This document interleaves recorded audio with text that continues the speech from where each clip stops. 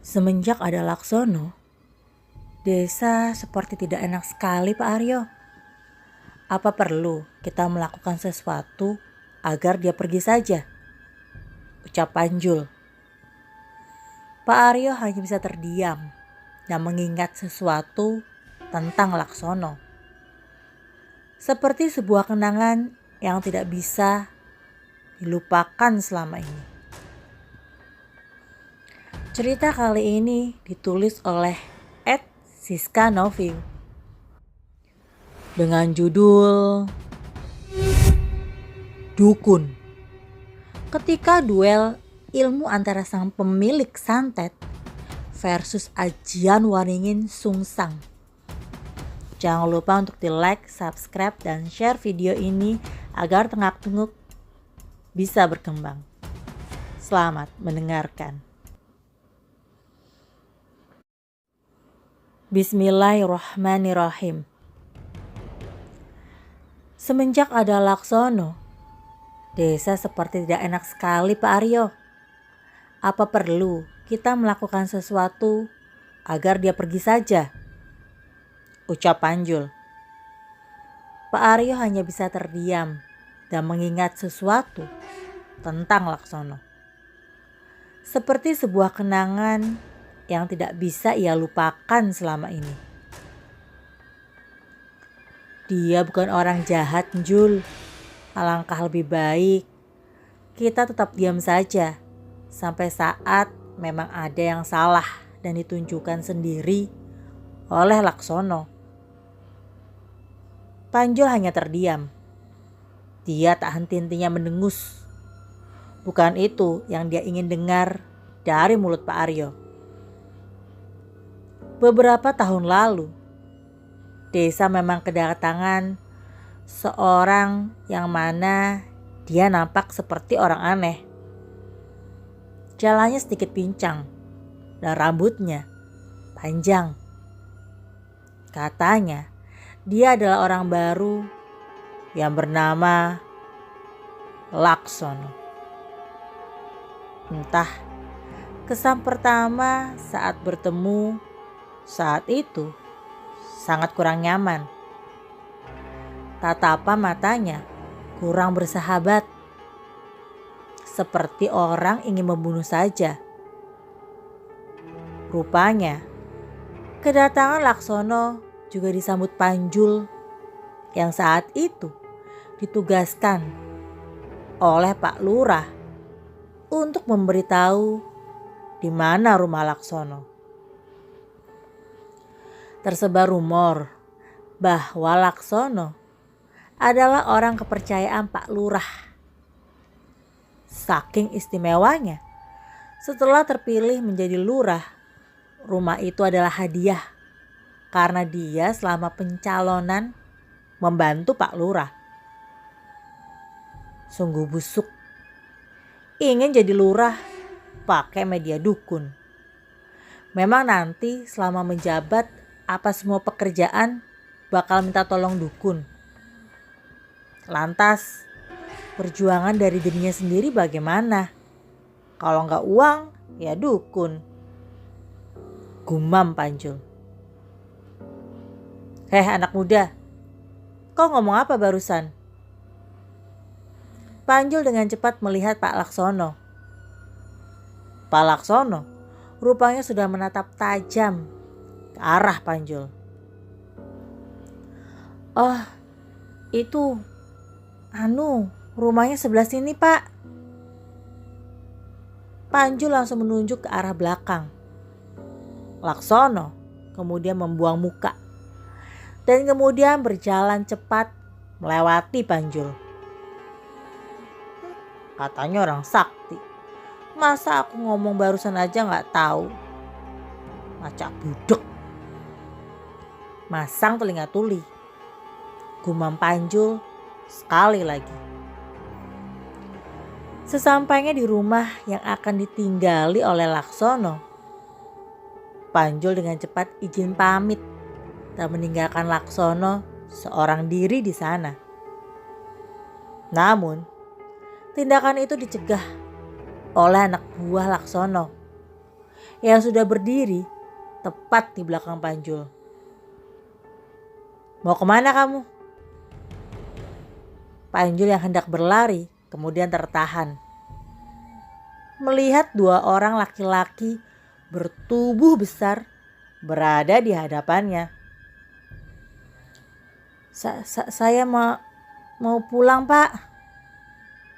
Perasaan Panjul sudah tidak nyaman dan ketakutan. "Biarkan saja dia pulang. Kita tidak butuh dia. Cepat, kalian pindah barang-barang kita ke dalam. Kita segera buka rumah pengobatan." Panjul yang mendengar itu langsung berpamitan dan kemudian berlari menjauhi rumah Laksono. Hari demi hari, Laksono membuka rumah pengobatan yang cukup ramai dikunjungi orang-orang. Tak hanya 10 atau puluhan orang, bahkan sampai ratusan. Bahkan Panjul sampai kesal karena ulah Laksono tersebut. Masyarakat jadi jarang ke Pak Aryo. Pak Aryo adalah guru dari Panjul. Pak Aryo juga dikenal sebagai seseorang yang penting juga di desa. Selain sering mengajarkan ilmu agama di desa, beliau juga bisa mengobati orang. Namun, suatu hari terdapat rumor bahwa salah satu pasien dari Laksono mengeluh karena tak kunjung juga sembuh meskipun sudah lama berobat kepadanya. Dia kesal dan mengeluarkan perkataan kasar kepada Laksono. Setelah itu, sang pasien dikabarkan jatuh sakit dan kedua kakinya mengeluarkan nanah yang berbau busuk. Kabar itu sampai di telinga Panjul. Panjul lantas menceritakan semua itu kepada sang guru, yaitu Pak Aryo. Namun, keluh kesah Panjul hanya ditanggapi tertawa oleh Pak Aryo. Pak Aryo hanya bisa tertawa dan menganggap perkataan Panjul sebagai gurauan. "Kamu ini jangan berlebihan kalau bercerita tentang seseorang. Orang itu juga punya kurang lebihnya, Jul. Jadi jangan menganggap orang itu jelek terus di matamu. Semua orang juga berproses untuk hidup. Jadi jangan terlalu kamu pikirkan. Rezeki sudah diatur sama yang di atas." Panjul yang mendengar perkataan Pak Aryo hanya bisa terdiam. Dia mencoba untuk tetap baik-baik saja, padahal hatinya sedang tidak nyaman sekali dengan kehadiran Pak Laksono selama ini. Tiba-tiba terdengar suara benda yang dilempar dari jauh arah. Mereka berdua terkejut. Pak Aryo yang saat itu sedang membersihkan kandang burung ikut terkejut. Panjul mengerutkan alis. Rupanya yang sedang mereka bicarakan ada di depan mata. "Lama tidak berjumpa, sahabatku." Laksono dengan pelan berjalan menuju ke arah Pak Aryo. Panjul terkejut mendengar ucapan Laksono. Aryo hanya tersenyum menyambut seseorang yang memang sudah dia kenal sejak lama. "Bagaimana kabarmu? Sehat, no?" Mendengar pertanyaan itu, Laksono langsung murka. "Setelah kejadian itu, kamu masih punya keberanian bertanya kabarku, yo? Saat sahabatmu sekarat, kamu masih berani bertanya kabarku?" Aryo seketika terdiam, menatap Laksono dengan tatapan penuh tanda tanya. Kejadian itu sudah berpuluh-puluh tahun yang lalu, No. Mengapa kamu masih memperdebatkannya? Berpuluh-puluh kali juga aku memberi penjelasan bahwa aku terpaksa melakukannya. Bangsat, masih saja kau berdalih bahwa itu semua hanya terpaksa. Kamu adalah seorang bajingan yang hanya bisa berlari menghindari masalah. Heh kau, jangan sembarangan kamu bersikap kepada Pak Aryo. Jelas ilmumu yang busuk itu tidak akan bisa menandingi kekuatan ilmu dari guruku. Laksono yang mendengar perkataan Panjul hanya bisa tertawa. Memang benar, aku sempat kalah dulu menghadapi dia. Sekarang aku ingin tahu, apa masih bisa ilmu gurumu itu mengatasi sesuatu yang akan aku buat ini? Kita lihat saja, kekuatan aku atau dia. Laksono kemudian pergi. Panjul seketika terdiam saat melihat sang guru yang tertunduk lesu melihat Laksono pergi. Bahkan matanya meneteskan air mata.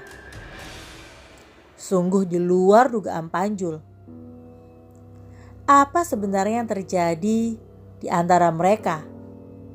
Mengapa Pak Aryo sampai rela meneteskan air mata? Tanpa berkata sepatah kata pun, Pak Aryo pergi, meninggalkan ribuan rasa penasaran dalam hati Panjul kepadanya. Namun, sungguh Panjul tak berdaya melangkah maju untuk menyelidiki sejarah mereka. Pak Aryo sudah memberitahunya untuk tidak ikut campur.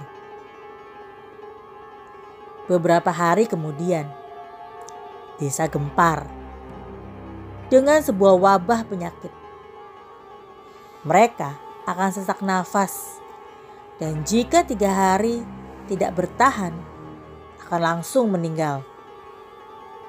Saat itu sudah banyak korbannya. Kabar ini terdengar sampai telinga Pak Aryo. Oh iya, rumah Pak Aryo ini ada di bukit. Jadi jarak antara rumah penduduk ke rumahnya itu butuh waktu yang lumayan lama. Panjul yang saat itu datang ke rumah Pak Aryo sudah dalam kondisi panik. Akhirnya, dengan pertimbangan ini itu, Pak Aryo mau turun dan ke perkampungan warga untuk melihat apa sebenarnya yang terjadi di sana. Saat tiba di kampung, Pak Aryo kaget. Kok kampung diselimuti kabut tebal? Namun di mata Panjul, tidak ada kabut saat itu. Memang mata orang yang tahu dengan orang awam tidak akan sama. Jul, kumpulkan semua orang yang sedang sakit di sini. Siapapun itu, mereka semua jika aku obati di sini, hasilnya akan sama saja. Hanya di sekitar tempat tinggalku saja yang tidak terkena kabut. Setelah semua terkumpul, kita akan bawa mereka langsung. Panjul mengangguk dan segera berlari untuk memanggil seluruh warga desa. Di sisi lain, Pak Aryo berjalan menuju ke rumah Laksono yang dipenuhi dengan lampu obor yang sangat banyak sekali. Wajah Pak Aryo memandang dengan tatapan tenang. Dia dengan pelan masuk ke dalam. Namun saat berjalan, langkahnya terhenti karena muncul beberapa orang yang memandangnya dengan tatapan yang marah kepadanya. Saya hanya ingin bertemu dengan temanku. Bolehkah saya masuk? Orang-orang itu rupanya sudah tahu bahwa sang majikan sangat benci kepada Pak Aryo. Dia ingin sekali memukul, namun masih patuh dengan perintah Laksono selama berada di sana. Tidak ada campur tangan langsung terkait apapun selama Laksono pergi. Guru tidak ada di rumah. Sudahlah, kamu jangan munafik. Kamu kesini hanya akan menantang guru beradu ilmu kan denganmu? Sombong sekali. Pak Aryo yang mendengar hal itu hanya bisa tertunduk lesu dan kecewa. Tidak, aku hanya ingin mengajaknya makan ketan bubuk di rumah. Kebetulan aku tadi sedang masak makanan kesukaan Laksono. Murid Laksono yang mendengar hal itu hanya bisa tertawa. Orang tolol, desa sedang dilanda wabah. Kau malah mau mengajak guru kami makan-makan. Otakmu memang gila. Kabut ini akan ada selama seminggu. Jika selama seminggu kamu tidak bisa mencari solusi, kami ragu kamu pewaris ilmu Waringin Sungsang. Pak Aryo hanya terdiam dan kemudian meninggalkan tempat itu. Di tempat yang berbeda, ternyata Laksono sedang mengunjungi rumah sang ibu, jauh dari tempat tinggalnya. Dia melihat wanita tua sedang duduk dan membawa kinangan di pangkuannya. Ibu, ucap Laksono. Sang ibu yang sedang memegang susur tembakau terkejut dengan suara itu. Sudah lama sekali dia tidak mendengar kata itu dari sang anak sejak kejadian tragis tersebut. Sambil menaruh susur tembakau di mulutnya, sang ibu yang berjalan memakai tongkat menghampiri Laksono dengan cepat. Ibu, Laksono mengingat suatu ucapan yang terlintas saat itu. Jika aku sudah bertemu dengan Aryo dan membunuhnya agar aku bisa membalaskan dendamku atas kematian Bapak, aku akan kembali. Sang ibu segera menghampiri sang anak dan kemudian memegang tangannya. Laksono, ibu sudah berkali-kali bilang, Aryo tidak bersalah, nak. Mendengar perkataan sang ibu, Laksono kemudian murka. Bukannya disambut, sang ibu malah mengeluarkan kata-kata yang tak ingin ia dengar sama sekali. Apa maksudmu, ibu? Jelas-jelas dia membunuh bapak di hadapanku. Apa mata ibu buta? Aku sudah bersekutu dengan iblis. Aku sudah menyatukan darahku agar aku bisa menghabisi anak itu dengan tanganku sendiri. Akan aku buktikan bahwa aku bisa melebihi kekuatannya. Sang ibu hanya bisa terdiam dan tidak percaya bahwa sang putra sudah melakukan hal sejauh ini. Beristirahatlah, nak. Kembalilah ke jalan yang benar. Kamu sudah dibutakan oleh dendam yang kamu ciptakan sendiri. Laksono menatap sang ibu dengan tatapan yang tajam. Aku baru melakukan ritual merah. Pasti Aryo akan mati, Bu. Dia tidak akan punya pilihan lagi. Siapa yang akan dia selamatkan?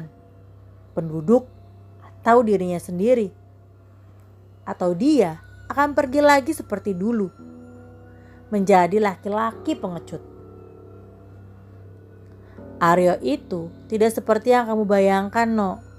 Justru dia membantu saat itu untuk lepas dari jerat ilmu hitam bapakmu. Laksono tertawa sekali lagi. Bahkan tawanya kali ini sangatlah keras. Ibu, kau selalu saja membelanya. Bahkan jelas-jelas dia sudah memenggal kepala ayah sendiri di hadapanmu. Itu semua karena perintah ibu. Ibu sendirilah yang menyuruh Aryo untuk memenggal kepala ayahmu. Itu adalah satu-satunya cara agar ayahmu bisa berhenti. Dia sudah menguasai ilmu hitam yang berbahaya sekali. Laksono hanya terdiam.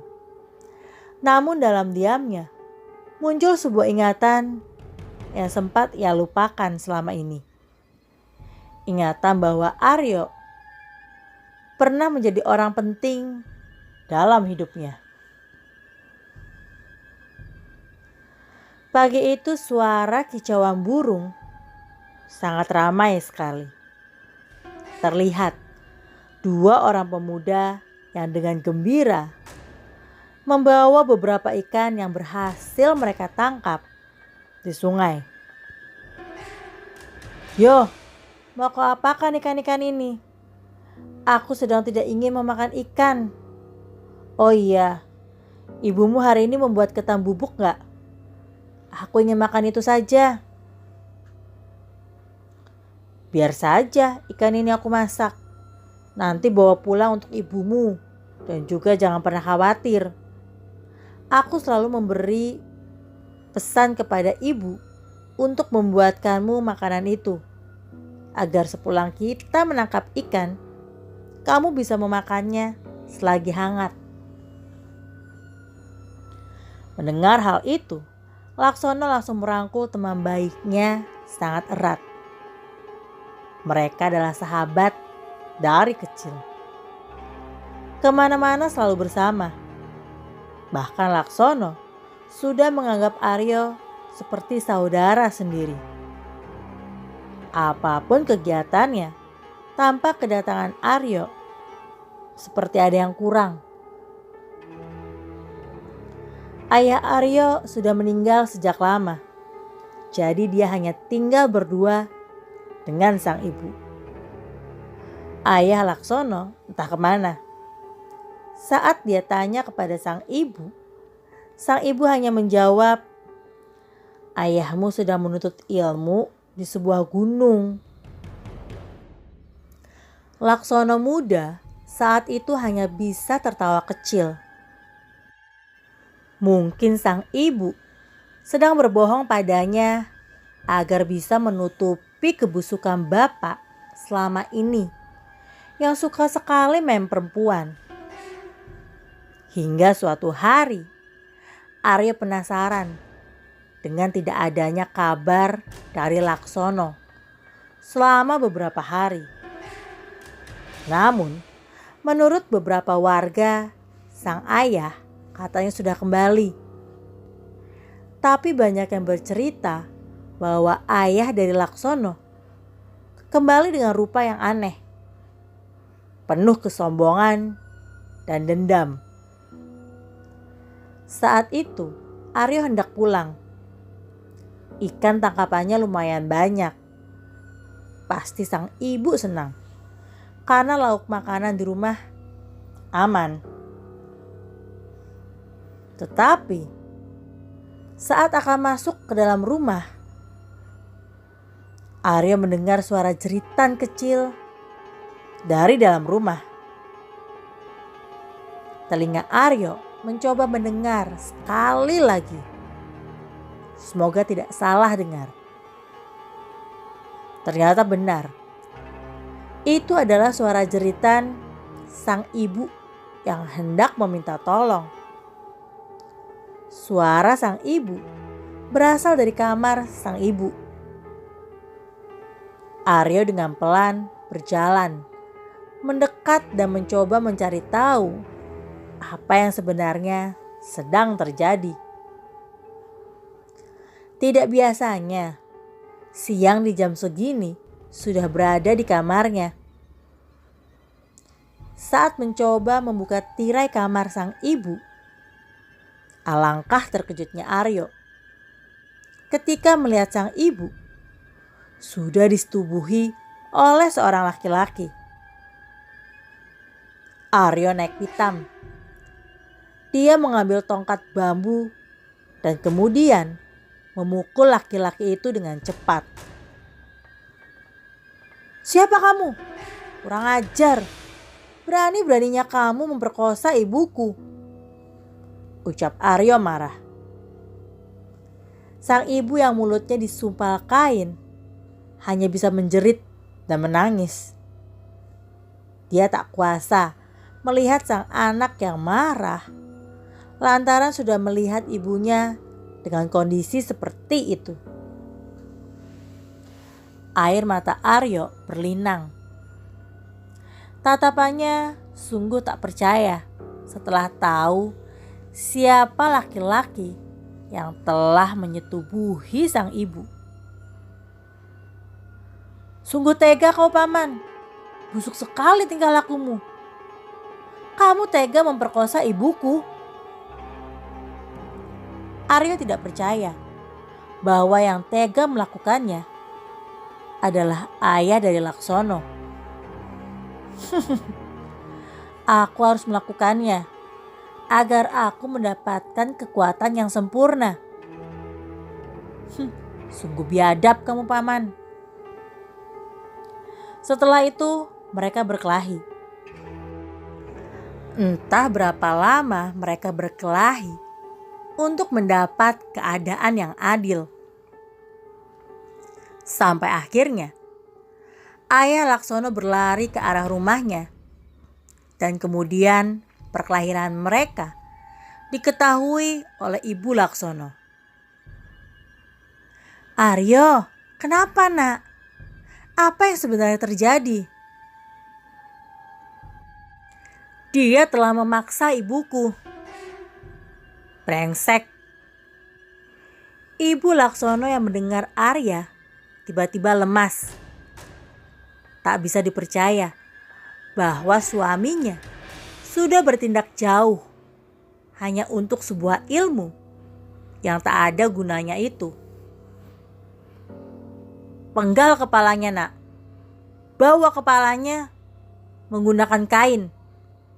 Setelah itu bakar. Hanya itu yang bisa menghentikan perbuatan pria busuk itu." Awalnya terkejut dan ragu-ragu. Namun setelah diyakinkan oleh ibu Laksono berkali-kali, Aryo segera mencari kesempatan untuk bisa memenggal kepala laki-laki itu. Kemudian kepala ayah Laksono terpenggal tepat di meja makan. Ternyata saat kepala ayah terpenggal, Laksono berada di depan Aryo dan menyaksikan kejadian mengerikan itu. Tangis Laksono pecah. Ayah yang dia cintainya telah tiada dengan akhir hidup yang menyeramkan seperti itu. Namun, sebuah tatapan kosong dan penuh dendam mengarah ke wajah Aryo. "Akan kubunuh kau, Aryo. Akan kubunuh kau." Dengan cepat, Aryo membawa kepala ayah Laksono pergi jauh dari tempat itu. Dan kemudian Aryo hilang bersama-sama sang ibu sejak kejadian itu.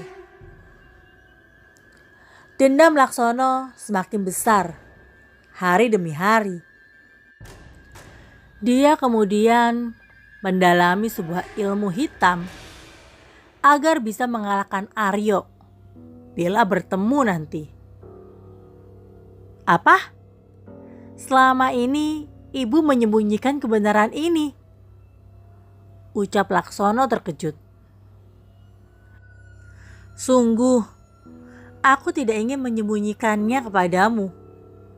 Ayahmu sang penganut ilmu hitam.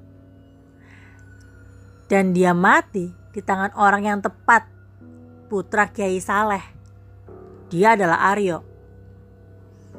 Tiba-tiba, tubuh Laksono terjatuh. Tak kuasa menerima kenyataan bahwa yang sebenarnya terjadi seperti itu. "Aku harus segera kembali ke desa, Ibu. Jika tidak, dia akan mati. Aku juga sudah berpesan kepada murid-muridku untuk memancing Laksono mematikan lenter di ruang persembahan. Cara itu aku gunakan supaya Aryo percaya bahwa satu-satunya cara agar menghilangkan kabut di desa dengan mematikan lentera itu." Ibu Laksono melotot. "Cepat kamu kembali. Kalau tidak, Aryo akan mematikan lentera itu." Laksono segera kembali ke desa saat itu juga. Desa itu sudah sepi. Warga sudah meninggalkan rumah mereka dan pergi ke rumah Aryo. Hanya tersisa Panjul dan Aryo yang saat itu sedang sibuk berkelahi untuk bisa masuk ke dalam rumah Laksono. "Tidak semudah itu kalian akan masuk ke dalam. Langkahi dulu mayat kami." Darah sudah mengucur deras dari mulut Aryo. Panjul memegang dadanya dan menahan sakit akibat hantaman dari mulut Laksono. "Biarkan aku masuk. Hanya itu satu-satunya cara agar Laksono memaafkanku." Dengan sisa tenaga yang ada, Aryo mencoba berdiri dan kemudian melawan murid Laksono kembali. Rupanya, murid Laksono sudah muak dengan aksi keras kepala Aryo. Dia berniat untuk mengakhiri pertarungan yang hampir menguras energi selama itu. "Baiklah, kami akan mengizinkan kalian masuk. Tetapi satu kali saja. Ayo bertarung. Jika kami kalah, kalian pulang. Jika sebaliknya, lakukan sesuka hati kalian." Aryo tersenyum. "Aku hanya ingin masuk dan memastikan lentera itu. Semua itu aku lakukan agar Laksono bisa memaafkan diriku." Murid Laksono hanya saling pandang. Namun tiba-tiba tubuh mereka kaku dan tidak bisa bergerak. Ada sesuatu yang tiba-tiba mengikat tubuh mereka. Beberapa akar tumbuhan keluar dari tanah dan kemudian melilit tubuh murid Laksono dengan cepat. Murid Laksono hanya bisa mengerang kesakitan. Di sana, nampak Aryo sedang duduk bersila. Penjual yang saat itu sudah kehilangan kekuatan hanya bisa memandangi apapun yang sedang terjadi di hadapannya. Lilitan akar itu sungguh sangat erat sekali, sampai tubuh murid Laksono tak bergerak lagi. Murid Laksono meninggal seketika. Panjul menatap terpaku tubuh Aryo yang mengeluarkan cahaya terang. Entah apakah saat itu dia sudah mulai halu karena lelah bertarung dengan murid Laksono yang sudah mati itu. Kemudian Aryo membuka kedua matanya dan berdiri menatap rumah Laksono. Panjul yang saat itu ingin ikut, tiba-tiba tubuhnya menjadi kaku dan tidak bisa bergerak. Aryo menatap ke arah Panjul dengan tatapan yang sedih. Dia kemudian mendekati Panjul dan memeluknya. Kamu harus tetap hidup. Ibu menitipkanmu kepadaku agar kamu bisa terawat dengan baik. Titip pesan juga kepada Pak Lurah agar bisa amanah memimpin penduduk apapun keadaannya. Apa yang barusan dia dengar? Panjul menatap Aryo dengan penuh tanda tanya. Dari awal, aku sudah tahu bahwa mematikan lentera bukanlah cara menghilangkan kabut penyakit di desa ini. Justru ini jebakan yang memang dipasang oleh Laksono agar aku mati. Entah mengapa, selain tubuhnya, mulut Panjul juga tidak bisa bergerak.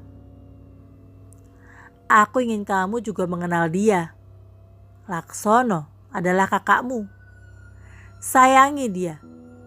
Mungkin karena kejadian yang lalu, Laksono menaruh dendam kepadaku. Lantaran dengan tanganku ini, aku sudah membunuh ayah kandung kalian. Panjul menangis sejadi-jadinya. Apa yang sebenarnya terjadi? Apa yang dikatakan gurunya itu? Tiba-tiba, tubuh Panjul merasakan hangat yang hilang. Aryo kemudian berjalan, meninggalkannya dan masuk ke dalam rumah Laksono. Panjul dengan sekuat tenaga ingin menghentikan langkah Aryo saat itu. Namun, semua itu sia-sia. Aryo berhasil masuk ke dalam rumah Laksono dan beberapa menit kemudian terjadi ledakan hebat yang membuat tubuh Aryo terpental jauh. Panjul berteriak sangat keras. Panjul sekuat tenaga berdiri dan mencoba berlari ke arah tubuh Aryo yang sudah tergeletak lemas. Wajah Aryo sudah pucat. Tombak kayu tertancap di bagian dadanya. Mungkin waktunya sudah tidak banyak. Sebelum dia kembali, dia ingin sekali memeluk adik dan sahabatnya. Namun, untuk memeluk Laksono, sepertinya hanya bisa menjadi angan-angannya yang tak akan terjadi sampai akhir hayatnya. Wajah Panjul mendekati wajah Aryo. Dia sudah tidak tahu akan melakukan apa untuk menyelamatkan sang guru. Guru, Aryo melihat Panjul dengan tenang. Pelajari ilmu yang sudah aku berikan. Amalkan yang sudah kamu kuasai dan bantulah siapapun yang butuh pertolongan. Kemudian mata Aryo tertutup selamanya. Langkah Laksono terhenti. Dia melihat sesuatu yang sudah terlambat ia hentikan. Dia melihat sekitar dan menemukan seorang laki-laki muda yang terduduk dengan seseorang yang sedang terbujur kaku di depannya. Laksono dengan pelan menghampiri laki-laki itu. Dadanya sesak. Laksono tak sanggup berkata. Air matanya berlinang sejadi-jadinya. Dia menyaksikan seorang yang dia sayangi terbujur kaku di hadapannya. Bahkan kata maaf saja belum sempat ia ucapkan kepada Aryo. Apakah ini hukuman dari Tuhan setelah dia sadar akan perbuatan salahnya? Katanya kamu hebat. Kenapa kamu bodoh sekali masuk dalam jebakan itu? Kau memilih pergi lagi dan kali ini aku tidak bisa bertemu dengan ragamu lagi. Jangan tinggalkan aku, Yok. Tak terasa mendengar ucapan itu, Panjul menangis sejadi-jadinya. Dia melihat tubuh Laksono lemas, memeluk sahabatnya yang sudah tiada. Kak, kakak, bangunlah. Ucapan Panjul itu membuat Laksono langsung menatapnya. Apa? Laksono seperti menyadari sesuatu. Kakak harus ikhlas dan gantikan Kak Aryo menjadi guruku. Mendengar itu, Laksono menutup kedua matanya dan menahan sesak yang muncul kembali. Apa yang sebenarnya terjadi, Tuhan? Tangisan Laksono pecah. Dan kemudian menutup hari itu dengan duka yang begitu dalam. Setelah pemakaman Aryo selesai, Panjul dan Laksono mengunjungi rumah Pak Lurah. Sebetulnya, saya sendiri dilarang oleh Nak Aryo untuk bercerita. Namun, setelah ini, kalian harus tahu apa yang sebenarnya terjadi. Laksono tertunduk sedih dan tak berdaya. Setelah melahirkan Panjul, Ibu Aryo bunuh diri. Dia tidak kuasa menahan malu karena melahirkan seorang anak tanpa bersuami. Anak yang dilahirkan Ibu Aryo adalah Panjul. Setelah kematian sang ibu, Aryo mendatangiku dan berkata bahwa ayah Panjul sudah meninggal. Aku terkejut. Bahkan ayah Panjul itu adalah ayah dari jenengan, Pak Laksono. Aryo juga berkata untuk selalu melindungi Panjul di desa. Begitulah yang sebenarnya terjadi. Laksono yang mendengar hal itu langsung menangis sejadi-jadinya. Dia kemudian memeluk Panjul. Panjul membalas pelukan sang kakak. Sebagai gantinya, aku akan menebus dosaku untuk merawatmu dan meneruskan cita-cita Aryo. Cerita selesai dengan demikian. Semoga dari cerita ini kalian bisa mendapat sebuah pelajaran yang berharga dan berguna. Cerita ini ditulis dengan izin dari pemilik cerita, yaitu Bapak PR, salah satu cucu dari Sunan Muria generasi sekarang. Terima kasih kepada pendengar yang sudah mendengarkan, dan terima kasih kepada penulis yang sudah menulis cerita yang luar biasa ini. Sampai jumpa di lain kesempatan dengan judul yang berbeda. Saya Cisi dari Tengak Tenguk undur diri. Wassalamualaikum warahmatullahi wabarakatuh.